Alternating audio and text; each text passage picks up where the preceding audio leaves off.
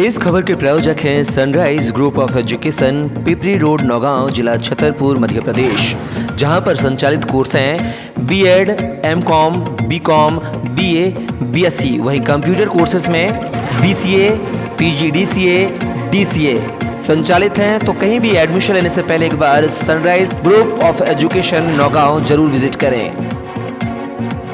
इस खबर के सह प्रायोजक हैं Shanti college of pharmacy Naugaon, जहां कोर्स संचालित हैं बी फार्मेसी, डी फार्मेसी, साथ ही 16 प्रैक्टिकल लैब के साथ साथ कंप्यूटर लैब की सुविधा।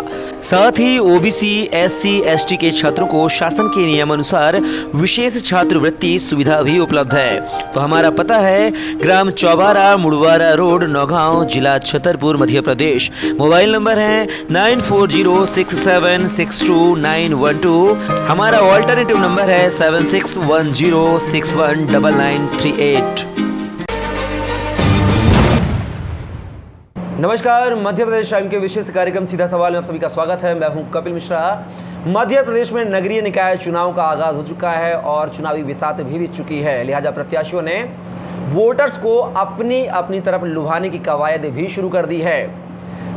आइए, इस वक्त हम मौजूद हैं वार्ड क्रमांक 18 के बीजेपी प्रत्याशी मीना मुरारी जाटव के घर पर। आइए उनसे जानते हैं कि किन चुनावी विकास मुद्दों को लेकर वह वार्ड में उतरी हैं और जनता उन्हें वोट करे तो आखिर क्यों वोट करे। मीना जी, बहुत बहुत स्वागत है आपका मध्य प्रदेश टाइम में। जानना चाहेंगे किन चुनावी मुद्दों को लेकर आप चुनावी मैदान में हैं। जी, वार्ड में जो कार्य रुके हुए हैं उनको पूरा करने के लिए मैं चुनाव मैदान में उतरी हुई हूँ और मैं आशा करती हूँ कि जनता मुझे फिर से चुनेगी वो कार्य करने के लिए।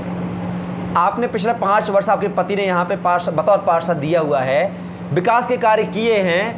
ऐसे क्या क्या विकास के कार्य हैं जिनको देखते हुए 2022 के चुनाव में भी जनता आपको ही चुने? ऐसे कौन से विकास कार्य आपके पति ने करवाए हैं? काफ़ी विकास करवाए हैं मेरे पति ने। 5 साल में नल पाइपलाइन भी डलवाई हैं, नाली भी बनवाई हैं, खम्भे भी लगवाए हैं और आवास योजना के मकान भी बनवाए हैं, कन्यादान के पैसे भी दिलवाए हैं, काफ़ी करवाए हैं। अगर बात करें तो कांग्रेस से एक दूसरी महिला भी यहाँ प्रत्याशी हैं चुनाव मैदान में, उनसे मतलब कितनी फाइट है आपकी मीना की? ये तो जनता ही चुना के बता सकती है कि मतलब क्या इस बार भी जनता मीना मुरारी जाटव को यहाँ का सरताज बनाएगी पिछले पंचवर्षीय की तरह? जी, काफ़ी वोट अच्छा मिल रहा है सुनने के लिए कि मतलब वो बोल रहे हैं कि दोबारा आपको फिर से चुनेंगे। अच्छा, राजनीति में आपको लगाव है या नहीं है, या पति मुरारी जाटव राजनीति में है, चूंकि महिला सीट है इसलिए आपको मात्र चेहरा बनाया गया, या आप भी अपने पति के साथ कदम से कदम मिलाकर चलती रही हैं अभी तक? नहीं, चलते रहे हैं और चलेंगे आगे भी। चलिए मीरा जी, बहुत बहुत धन्यवाद, आपने अपना कीमती समय दिया। वार्ड नंबर 18 में हम मौजूद हैं। यहाँ की जो प्रत्याशी हैं मीना जाटव से हमने आपको रूबरू करवाया है। अब उनके पति और प्रतिनिधि और पूर्व पार्षद मुरारी जाटव हमारे बीच में मौजूद हैं। मुरारी जी, आपका बहुत बहुत स्वागत है मध्य प्रदेश टाइम में। किन विकास मुद्दों को लेकर मुरारी जाटव दोबारा चुनाव मैदान में हैं और जनता वोट करे तो मुरारी जाटव को क्यों करे? मैंने अपने वार्ड में विकास कार्य किया है, सीसी निर्माण कार्य किया है 700 किलोमीटर और 4000 नाली की है, 85 खम्भे लाइट के लगवाए हैं, 4000 पीओ जल नल की पाइपलाइन बिछाई है और शादी ब्याह में जिन जिन ज़रूरतमंदों को चीज़ जनता की थी वो भी मैंने कार्य पूरे किए हैं। इसीलिए मुझसे जनता खुश है और मैं जनता से कहना चाहता हूँ कि आगे भी ऐसा इससे अच्छा कार्य करूँगा। जनता एक बार मुझको मौका दे। पिछले पंचवर्षीय चुनाव मैदान में थे कांग्रेस से जो प्रत्याशी थे, उन्हीं के परिवार से इस बार फिर से कांग्रेस की महिला प्रत्याशी बनाया गया है। तो कितना चुनावी मुकाबला टफ देखते हैं? तो वो ज़्यादा प्रयास नहीं होगा, उनका पति करता है क्योंकि नौकरी, और महिला होकर नई महिला है, वो ज़्यादा वार्ड में काम नहीं कर पाएगी, तो जनता उसको कम लाइक कर रही है। अगर बात करें मुरारी जाटव पिछले 5 साल दे चुके हैं यहाँ पर। कोविड की लहर भी आपने दोनों लहरें देखी हुई हैं अपने कार्यकाल में। कोरोना काल में ऐसे क्या कार्य आपने किए हैं अपने वार्ड वासियों के लिए कि जनता आपको चुने?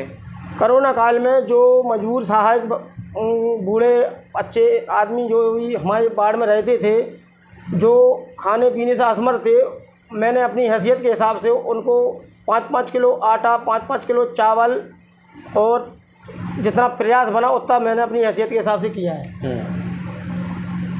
अगर बात करें तो जो कोरोना काल में जो लोग इस दुनिया में नहीं हैं, आपके वार्ड के रहवासी हैं, उनके लिए कोई आपने कुछ अपने व्यक्तिगत तौर पे या शासन की मदद से कुछ उनकी मदद करवाई हो? हाँ, शासन की मदद, जिनके पास संबल कार्ड का योजना का कार्ड था उनको 5,000 रुपया उनकी सहायता राशि के लिए तुरंत ही दिलवाए हैं मैंने। और 40 साल से उम्र कम थी जिनकी, उनकी मृत्यु हुई है तो उनको मैंने 2-2 लाख रुपये केस बनवाए हैं। इस बार पार्षद में से ही अध्यक्ष चुना जाएगा, पार्षद में से ही एक कोई अध्यक्ष होगा।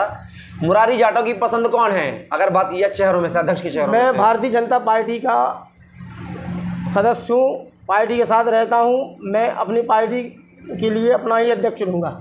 अध्यक्ष तो चुनेंगे आप, लेकिन बीजेपी में 3 चेहरे सामने आ रहे हैं। पहला चेहरा आ रहा है अंजुल सक्सेना का, दूसरा चेहरा आ रहा है सूरजदेव मिश्रा का, तीसरा चेहरा आ रहा है पूर्व अध्यक्ष अभिलाषा शेवरी भी हो सकती हैं अगर समन्वय सामान्य को लेकर नहीं बनता। वैसे सीट तो सामान्य है, लेकिन अगर 2 सामान्यों के बीच में नहीं बनता है तो तीसरा चेहरा ओबीसी नहीं, अभिलाषा शेवरी पे भी पार्टी दाव खेल सकती है। तो मुरारी जाटव की पसंद कौन है इन 3 चेहरों में से? जिसके साथ पार्षद का बहुमत ज़्यादा होगा उसी की तरफ जाएंगे।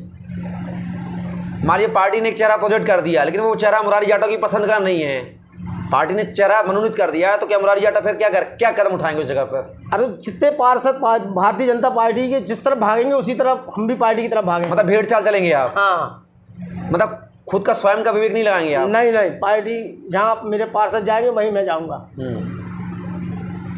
सूरजदेव मिश्रा अगर चेयरमैन बनते हैं, उनका चेहरा पार्टी प्रोजेक्ट करती है तो आप उनका साथ देंगे? बिल्कुल देंगे।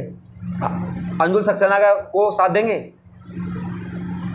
वो तो पार्टी में जब बता रहा हूँ मैं, जितने ही पार्षद जो ज़्यादा पार्षद जिसके साथ रहेंगे मैं वहीं के साथ रहूँगा। अभिलाषा शेवारी का चेहरा होता है तो? मैं बार कह रहा हूँ जितने ही पार्षद जिस तरफ जाएंगे वहीं मैं रहूँगा। मतलब पार्टी किसी को भी मुखौटा बना दे आप तैयार हैं, वो विकास कार्य करे चाहे ना करे कोई दिक्कत नहीं है? नहीं, ऐसा कुछ नहीं है। हाँ। जब मेरे पार्षद यानी 10 पार्षद अगर आते हैं तो 10 में मेरी भी गिनती उसके साथ रहेगी, जहाँ वो जाएंगे मैं भी उनके साथ चलूँगा। अगर बीजेपी के पार्षद कम आते हैं और कांग्रेस के ज़्यादा आते हैं, चेहरा उनका बनता है, तो फिर मुरारी जाटव क्या करेंगे, कहाँ जाएंगे? मैं तो अपनी पार्टी की वोट दूंगा, बने अथवा ना बने।